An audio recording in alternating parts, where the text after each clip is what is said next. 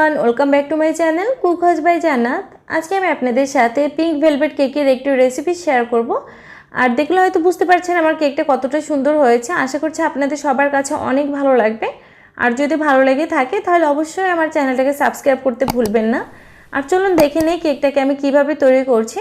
আর এই জন্য আমি আজকে এখানে 2টা ডিম নিয়ে নিয়েছি। আর ডিমের সাদা অংশ থেকে ডিমের কুসুমটাকে আলাদা করে নিয়েছি। আর এখন এর মধ্যে 2 টেবিল চামচ পরিমাণে চিনি দিয়ে দিয়েছি। আর দিয়ে দিচ্ছি 1/3 কাপ পরিমাণে দুধ আর 1/3 কাপ পরিমাণে তেল দিয়ে খুব সুন্দর করে এটাকে একটু মিশিয়ে নিচ্ছি।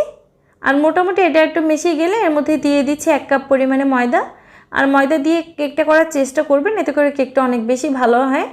আর দিয়ে দিচ্ছি 1 টিস্পুন পরিমাণে বেকিং পাউডার, 1/4 টিস্পুন পরিমাণে বেকিং সোডা। আর দিয়ে খুব সুন্দর করে এটাকে একটু চেলে নিচ্ছি, এতে করে কেকটা অনেক বেশি সফট হবে। আর অবশিষ্ট অংশটাকে ফেলে দিচ্ছি। আর এখন আমি একটু হুইস্কির সাহায্যে এটাকে ভালো করে একটু মিশিয়ে নিচ্ছি। আর এতে বেশি কোনো দুধ বা আর কোনো কিছু দেওয়া যাবে না, মোটামুটি একটু মিশে গেলে এর মধ্যে দিয়ে দিচ্ছি পিঙ্ক ফুড কালার। আর আপনারা এখানে চাইলে পাউডার কালারটাও ব্যবহার করতে পারবেন, সেক্ষেত্রে একটু পানি দিয়ে এটাকে একটু মিশিয়ে নিতে হবে। আমি এখানে জেলো কালারটা অ্যাড করেছি। আর আপনারা চাইলে এটাকে একটু গাঢ় বা একটু হালকা করে নিতে পারবেন।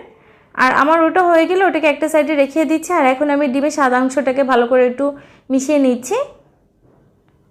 আর এটাকে আপনারা চাইলে হ্যান্ড উইস্কের সাহায্যেও বিট করে নিতে পারবেন। আমার কাছে মনে হয় এটা দিয়ে একটু সহজ হয়, তাড়াতাড়ি হয়ে যায়।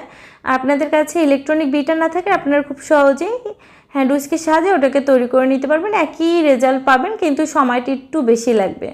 আর এখন আমি এর মধ্যে দিয়ে দিচ্ছি ভ্যানিলা এসেন্স। আর আমি সবসময়ের জন্য এই ভ্যানিলা এসেন্সটা ইউজ করি, এটা ফ্লেভারটা অনেক বেশি ভালো। আর আমি এখানে সামান্য পরিমাণে একটু লবণ দিয়ে এটাকে সুন্দর করে মিশিয়ে নিয়েছি। এটাকে আর করার দরকার নেই, আমার ডিমের ম্যারাংটা পুরোপুরি তৈরি। আর আমি এখন এর মধ্যে সামান্য পরিমাণে একটু পিঙ্ক ফুড কালার দিয়ে নিয়েছি, এতে করে যে সাদা ভাবটা এটা থাকবে না। আর এখন আমি এটাকে ডিমের সেই যে ময়দার মিশ্রণটা তার মধ্যে অল্প অল্প করে এটাকে দিয়ে সুন্দর করে মিশিয়ে নিব। আর এই কাজটা খুব আস্তে ধীরে করতে হবে, ডিমের ফোমটা কোনোভাবেই যেন নষ্ট না হয়। আস্তে ধীরে এটাকে সুন্দর করে আমি মিশিয়ে নিচ্ছি। এটা কমপক্ষে 3 থেকে 4 মিনিট সময় লাগবে বা তার থেকে বেশি সময় লাগবে এটা মিশাতে।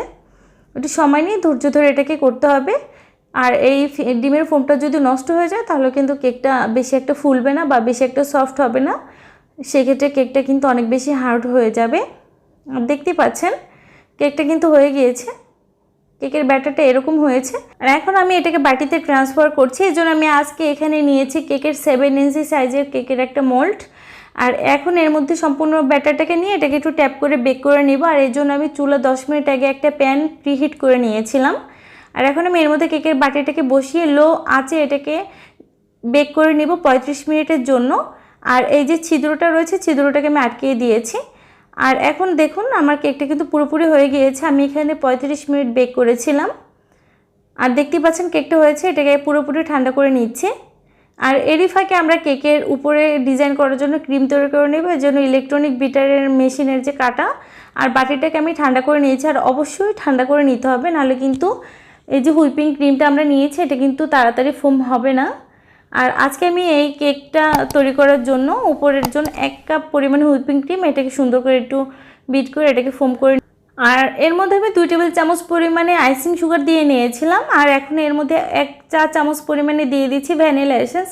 আর আমি সবসময়ের জন্য এই ভ্যানিলা এসেন্সটা ইউজ করি, এটা ফ্লেভার অনেক ভালো। আর আমি সবসময়ের জন্য এটা ইউজ করে আমি একসাথে আধা কেজির একটা পট কিনে নিয়েছিলাম। আর আমার ক্রিমটা হয়ে গিয়েছে, এটাকে একটা সাইডে রেখে দিচ্ছি। আর এখন আমি অন্য একটা বাটিতে সামান্য পরিমাণে ক্রিম উঠিয়ে নিচ্ছি। এতে আমি সামান্য পরিমাণে পিঙ্ক ফুড কালার দিয়ে নিচ্ছি। আমরা যখন ডিজাইন করব তখন আমাদের এই কালারটা অনেক প্রয়োজন হবে। আর আমার কাছে কালারটা অনেক হালকা মনে হচ্ছে, এই জন্য আমি সামান্য পরিমাণে আর একটু পিঙ্ক কালার দিয়ে নিচ্ছি, এতে করে কালারটা আরও বেশি গাঢ় হয়। আর ক্রিম পুরোপুরি তৈরি হয়ে গেলে আমি ক্রিমগুলোকে অবশ্যই ফ্রিজে রেখে দেবো নর্মালে, এতে করে কেক ডিজাইন করতে অনেক বেশি সুবিধা হবে আর এটা একটু সেট হবে। আর আমি এখানে 2 ঘন্টা ওয়েট করেছি, আমার কেকটা পুরোপুরি ঠান্ডা হয়ে গিয়েছে। আর এখন কেকের মোল্ড থেকে এটাকে আমি আনমোল্ড করে নিয়েছি। আর দেখতেই পাচ্ছেন আমার কেকটা কতটা সফট হয়েছে। আর দেখুন এখন আমি কেকটাকে 3টে ভাগে ভাগ করে নিব। আর উপরের যে অমসৃণ অংশটা এই অংশটাকে আমরা কিন্তু বাদ দিয়ে দিব, কিন্তু এটাকে ফেলে দেওয়ার কোনোই প্রয়োজন নেই, এটা এমনি এমনিও খাওয়া যাবে।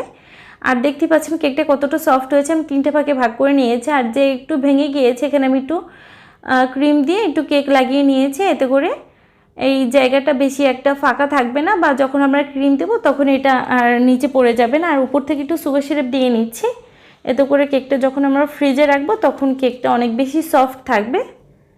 আর এখন আমি উপর থেকে ক্রিম দিয়ে নিব, আর অবশ্যই অল্প অল্প করে ক্রিম দিয়ে এটাকে সুন্দর করে একটু সম্পূর্ণ জায়গায় ছড়িয়ে নেওয়ার পর উপর থেকে যতটুকু প্রয়োজন সম্পূর্ণ ক্রিম দিয়ে নিতে হবে। আর একটা পার্ট হয়ে গেলে উপর থেকে আমি দ্বিতীয় লেয়ারটা দিয়ে দিচ্ছি, আর এর উপর থেকেও সুগার সিরাপ দিয়ে এর উপর থেকে ক্রিম দিয়ে নিব। যতটা সম্ভব মোটামুটি একটু সুগার সিরাপ দিয়ে নিতে হবে, বেশি পরিমাণে সুগার সিরাপ দেওয়ার কোনো প্রয়োজন নেই, সব জায়গায় পৌঁছলেই হয়ে যাবে। আর এখন আমি উপর থেকে ক্রিম দিয়ে নিয়েছি, আর সবার শেষের উপরে যে পার্টটা ছিল সেই লেয়ারটাকে আমি এর উপর থেকে দিয়ে সুগার সিরাপ দিয়ে নিচ্ছি।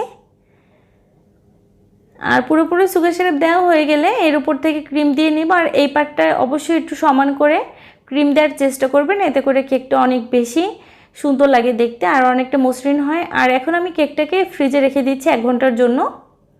আর 1 ঘন্টা পরে দেখুন আমার কেকটা কিন্তু পুরোপুরি সেট হয়ে গিয়েছে। আর এখন আমি উপর থেকে সেই যে পিঙ্ক কালার আমরা করেছিলাম সেই কালার থেকে আমি 2D একটা নোজেল নিয়ে নিয়েছি, আর সেই নোজেলটা দিয়ে এটার উপর থেকে একটু ডিজাইন করে নিচ্ছি।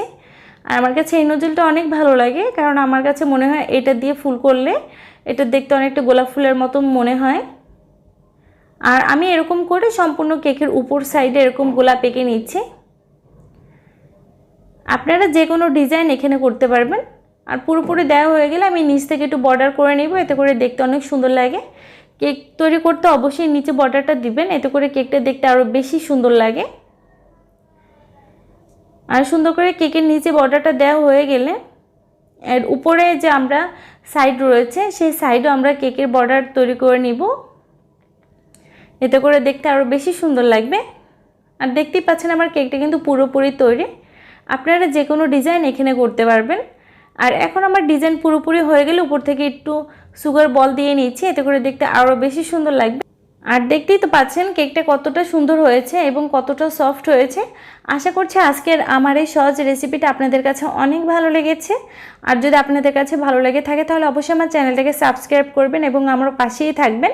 আবার নতুন কোনো রেসিপি নিয়ে আপনাদের সাথে হাজির হয়ে যাব অন্য কোনো দিন অন্য কোনো সময়। সে পর্যন্ত সবাই ভালো থাকবেন, সুস্থ থাকবেন, আমার জন্য দোয়া করবেন। আজকে আর বাড়াচ্ছি না, আজকে এ পর্যন্ত। আল্লাহ হাফেজ।